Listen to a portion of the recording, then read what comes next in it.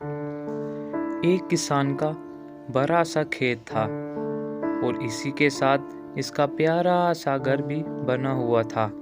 کسان کے پاس کئی جانور تھے، جیسے ہل چلانے کے لیے، کنویں سے پانی نکالنے کے لیے بیل، کھیت کی حفاظت کے لیے کتے، گھر میں استعمال کے لیے مرغیاں، دودھ کے لیے بھینس اور بکریاں۔ ان جانوروں کو کسان نے گھر کے پیچھے والے حصے میں ایک چھپر بنا کر رکھا ہوا تھا۔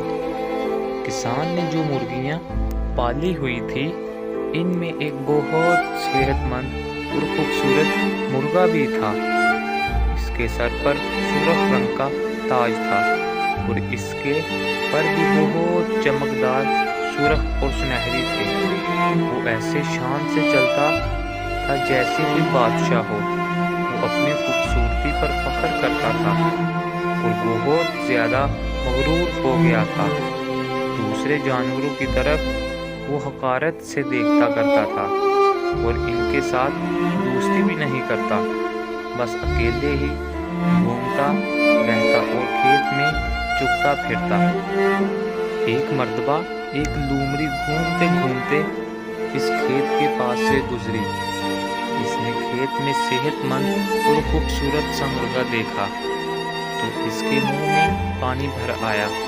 وہ سوچ ہی رہی تھی کہ کس طرح اس مرغے کو کھایا جائے۔ اتنے میں مرغے نے لومڑی کو دیکھ لیا اور خطرہ بھانپ کر وہ فوراً اڑ کر قریب کے درخت پر بیٹھ گیا۔ لومڑی سمجھ گئی کہ مرغا کافی سمجھدار ہے، کوئی ترکیب استعمال کرنی پڑے گی، تب بھی یہ مرغا میرے ہاتھ آ سکتا ہے۔ یہ سوچ کر لومڑی نے مرغے کے ساتھ گفتگو شروع کی۔ اے حسین مرغے، میں نے آج تک اتنا خوبصورت مرغا نہیں دیکھا۔ تم تو ساری دنیا میں سب سے خوبصورت مرغے ہو۔ تم نیچے تو آؤ، ہم کچھ دیر بات چیت کریں گے۔ مرغے نے کہا، نہیں بھائی، میں تو نیچے نہیں آؤں گا۔ اگر میں نیچے آیا تو تم مجھے کھا لو گی۔ لومڑی نے کہا، نہیں بھائی نہیں، میں تمہیں کیوں کھانے لگی؟ مگر ہاں، مجھے تم سے دوستی ضرور کرنی ہے۔ تم جو صبح صبح اذان دیتے ہو فجر میں اٹھ کر، وہ مجھے بہت اچھی لگتی ہے۔ اب جیسے ہی مرغے نے اپنی تعریف سنی، وہ فوراً نیچے اتر آیا۔ لومڑی بہت چالاک تھی۔ پہلے دن تو اس سے خوب گپ شپ لگائی اور اپنے گھر چلی گئی۔ اس طرح سے وہ 3-4 دن لگاتار آتی رہی، اچھی اچھی باتیں کرتی۔ اسی طرح اس نے مرغے سے دوستی کر لی۔ مرغا بھی لومڑی سے انوس ہوتا گیا۔ پھر ایک دن جب مرغا باتوں کے دوران کچھ غافل ہوا تو لومڑی نے مرغے کو گردن سے پکڑ لیا اور جنگل کی طرف دوڑنے لگی۔ اب مرغے کو اپنی بے وقوفی کا اندازہ ہوا۔ اس نے سب جانوروں کو مدد کے لیے پکارا، لیکن کسی نے بھی اس کی پکار کو اہمیت نہیں دی، کیونکہ وہ بھی کبھی ان سے بات چیت نہیں کرتا تھا۔ جب وہ سوچنے لگا کہ جو کچھ کرنا ہے مجھے ہی کرنا ہے، لومڑی کے جنگل سے چھٹکارا کیسے پایا جائے؟ وقت کم تھا، لومڑی کسی بھی وقت اس کو چیر پھاڑ کر رکھ دیتی۔ اچانک اس کو ایک ترکیب سوچی۔ وہ لومڑی سے کہنے لگا، بھی لومڑی، آپ مجھے لے کر دوڑ لگا رہی ہیں تو تھک گئی ہوں گی۔ ایسا کرتا ہوں کہ آپ کو میں ایک کہانی سناتا ہوں، جس سے آپ کا دل بھی بہل جائے گا اور تھکن بھی کم ہو جائے گی۔ یہ کہہ کر مرغے نے کہانی سنانا شروع کر دی۔ ایک جنگل میں بہت بڑا سا شیر رہتا تھا۔ ایک گدھا راستہ بھٹک کر اس جنگل میں آ گیا۔ وہاں کی ہری بھری اور نرم نرم گھاس دیکھ کر اس کا دل وہیں लग गया और वो वापस घर जाने के बजाय इसी जंगल में रहने लगा। रोजाना हरी हरी घास खाकर खूब सेहतमंद हो गया।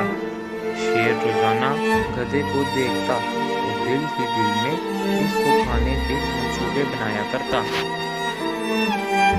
एक दिन मौका देखकर शेर ने इसे पकड़ लिया। अब गधे की अकल ठिकाने आ गई कि अच्छा खासा मैं अपने मालिक के संभार के पास रहता था। अपनी बेवकूफ़ी की वजह से मेरी जान तो चली जाएगी। इसने शेर से बचने के लिए इससे कहा, आप तो जंगल के बादशाह हैं, बादशाह सलामत, ये मेरा फर्ज है कि मैं आपकी खिदमत करूं।